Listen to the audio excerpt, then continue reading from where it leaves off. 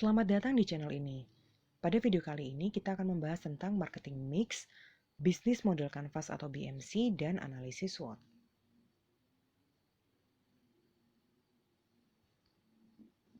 Marketing mix atau bauran pemasaran. Marketing mix atau bauran pemasaran adalah suatu strategi yang terdiri dari beberapa unsur terpadu untuk menjual produk atau jasa kepada pelanggan. Konsep besar dari bauran pemasaran adalah memastikan pilihan produk tepat di waktu dan tempat yang tepat, juga dengan harga yang tepat. Marketing mix mengandalkan sejumlah unsur promosi yang dimaksimalkan demi mencapai target penjualan. Dulu kita mengenal unsur-unsur dalam marketing mix itu hanya 4P saja, tapi saat ini sudah berkembang menjadi 7P. Hal ini dikarenakan saat ini kita sedang mengikuti perkembangan teknologi. Nah, marketing mix pun juga kian mengalami perubahan sehingga menjadi lebih fleksibel. Pada tahun 1960, ada 4 unsur yang menjadi fokus marketing mix atau bauran pemasaran. Akan tetapi, kini kita mengenal istilah 7P yang artinya terdapat 7 unsur utama dalam marketing mix. Apa sajakah itu? Nah, kita bahas ya. Yang pertama adalah produk atau jasa. Produk adalah apa yang dapat dijual perusahaan kepada pelanggan. Penting untuk mengetahui betul kebutuhan pelanggan, sehingga kamu dapat memberikan produk atau jasa sesuai dengan permintaan dan kebutuhan pelanggan. Kemudian, P kedua dalam marketing mix adalah price yang artinya harga. Harga yang kamu tetapkan haruslah sesuai dengan target pelanggan yang telah ditetapkan. Hitunglah dengan baik keuntungan yang kamu dapatkan, tapi jangan lupa untuk tetap realistis dan menetapkan harga yang sesuai dengan pelanggan terbesar kamu. 3, yaitu adalah place. Ketahui betul di mana target pelanggan kamu menghabiskan waktu dan berbelanja. Mengetahui tempat yang tepat dalam marketing mix berarti menempatkan produkmu di tempat atau medium yang banyak dikunjungi oleh target pelanggan. Dengan demikian, produk atau jasa yang kamu jual berkesempatan lebih untuk ditemukan dan dibeli oleh pelanggan. Tempat menjualnya bisa toko offline seperti toko fisik, kemudian maupun online. Kamu juga bisa melakukan direct selling dengan bertemu langsung untuk menjual produk kepada pelanggan. Selain itu, pilih medium yang tepat dalam memasarkan produk kamu secara online, misalnya dengan berjualan lewat media sosial atau mau membuat situs online shop.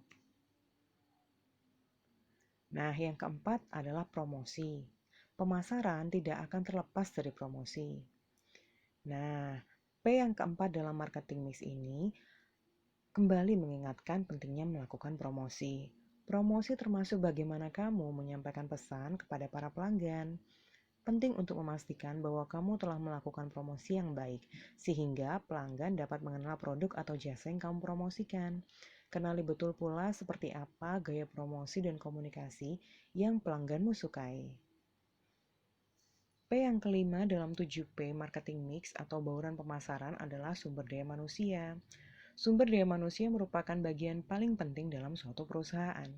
Merekrut sumber daya manusia yang tepat merupakan kunci untuk memajukan perusahaan. Sumber daya manusia yang dimiliki oleh perusahaan maksudnya, juga mewakili nilai dan citra perusahaan.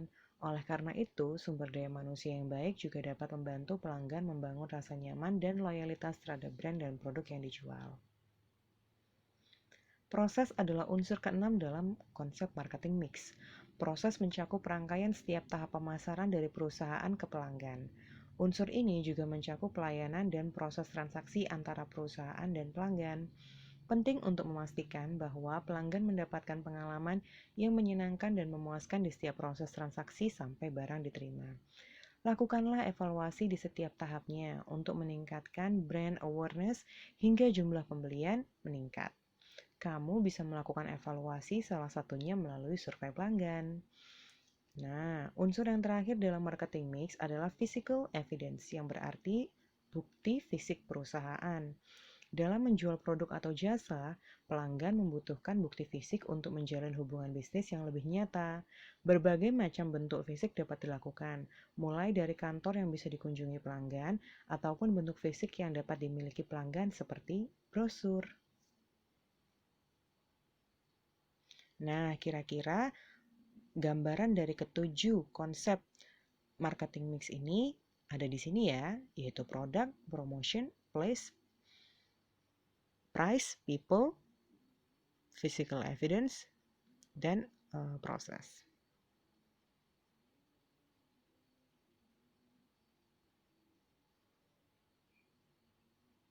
Oke, kita ke materi selanjutnya ya, yaitu adalah bisnis model kanvas.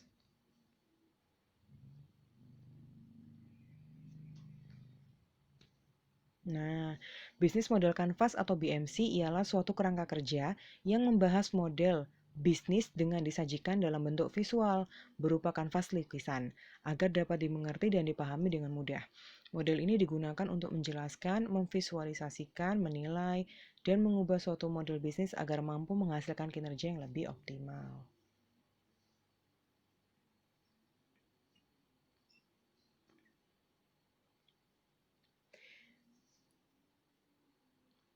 BMC dapat digunakan untuk semua lini bisnis tanpa terbatas sektor usahanya. BMC sangat membantu untuk mempercepat proses analisis kekuatan dan kekurangan bisnis. Dengan mengetahuinya, maka analisis kebutuhan dan profit dapat dilakukan dengan cepat. Bisnis model kanvas juga dapat menjelaskan hubungan 9 elemen model bisnis yang digambarkan secara visual, sehingga inovasi yang dibuat pada model bisnis perusahaan akan lebih mudah dipahami dan dimengerti.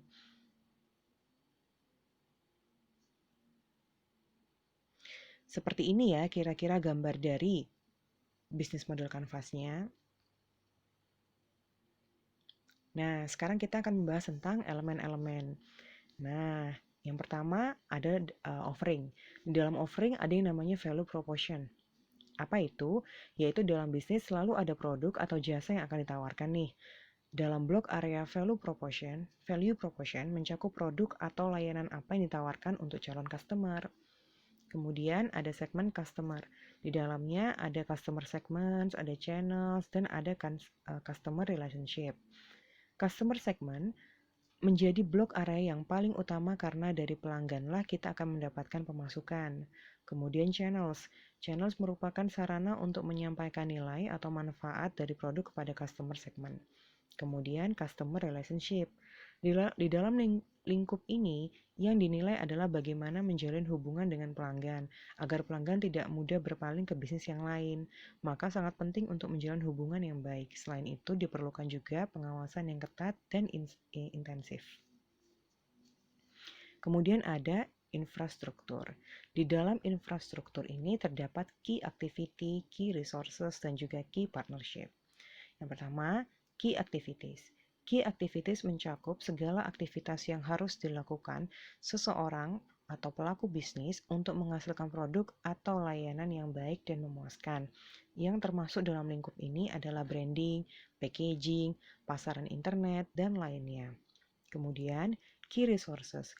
Yang termasuk dalam area key resources adalah berbagai sumber daya yang dimiliki pebisnis atau organisasi untuk mewujudkan proporsi nilai seperti manusia, brand, peralatan, dan teknologi. Kemudian ada key partnership. Key partnership berisi pihak-pihak yang menjadi penentu terhadap jalannya suatu bisnis. Key partnership mempengaruhi suksesnya suatu bisnis. Bisnis yang baik tidak hanya mampu menjalin hubungan dengan para pelanggan saja, tapi juga dengan pihak yang bersangkutan, seperti pemasok dan tim pemasaran. Nah, kemudian di segmen yang terakhir adalah revenue stream ya. Model bisnis kanvas adalah mencakup langkah-langkah yang harus dikuasai oleh seorang pebisnis. Seperti pemanfaatan biaya iklan, langganan, penjualan retail, lisensi, dan sebagainya. Kemudian yang terakhir adalah cost structure. Meliputi biaya-biaya apa saja yang harus dikeluarkan untuk membentuk, memproduksi, dan memasarkan produk atau layanan bisnis. Dengan pengelolaan biaya yang benar, bisnis yang kita jalankan akan menjadi lebih efisien, hemat, dan meminimalkan resiko kerugian. Nah, sekarang kita ke materi yang terakhir dari video ini, yaitu adalah analisis SWOT.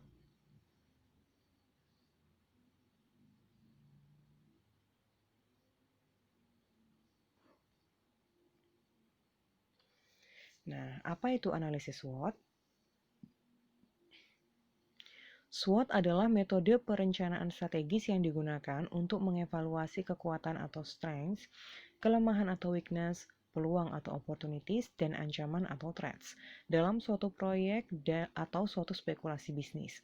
Keempat faktor itulah yang membentuk akronim SWOT: Strength, Weakness, Opportunity, dan Threats.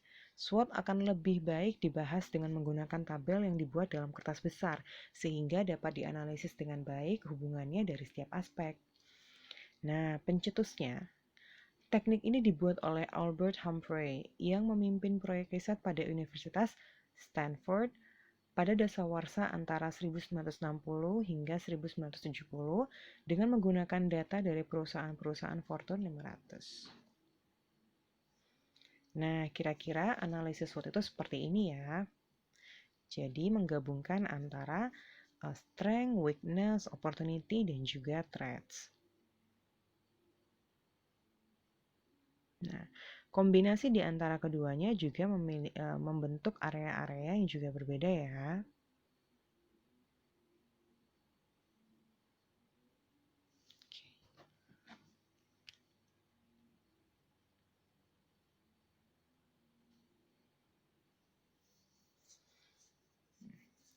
Proses ini melibatkan penentuan tujuan yang spesifik dari spekulasi bisnis atau proyek dan mengidentifikasi faktor internal dan eksternal yang mendukung dan yang tidak dalam mencapai tujuan tersebut. Analisis SWOT dapat diterapkan dengan cara menganalisis dan memilah berbagai hal yang mempengaruhi keempat faktornya, kemudian menerapkannya dalam gambar matriks SWOT, di mana aplikasinya adalah bagaimana kekuatan atau strength mampu mengambil keuntungan atau advantage dari peluang atau opportunities yang ada, bagaimana cara mengatasi kelemahan atau weakness yang mencegah keuntungan atau advantage dari peluang yang ada. Selanjutnya, bagaimana kekuatan mampu menghadapi ancaman yang ada, dan terakhir adalah bagaimana cara mengatasi kelemahan yang mampu membuat ancaman menjadi nyata atau menciptakan sebuah ancaman baru. Demikian penjelasan di video ini. Semoga materi di video ini bermanfaat dan bisa berguna buat kamu. Jangan lupa untuk support channel ini ya dengan cara mensubscribe, like, komen, dan juga nyalakan notifikasinya. Terima kasih sekali lagi. Mohon maaf jika terdapat kesalahan. Wabillahi taufiq walhidayah. Wassalamualaikum warahmatullahi wabarakatuh.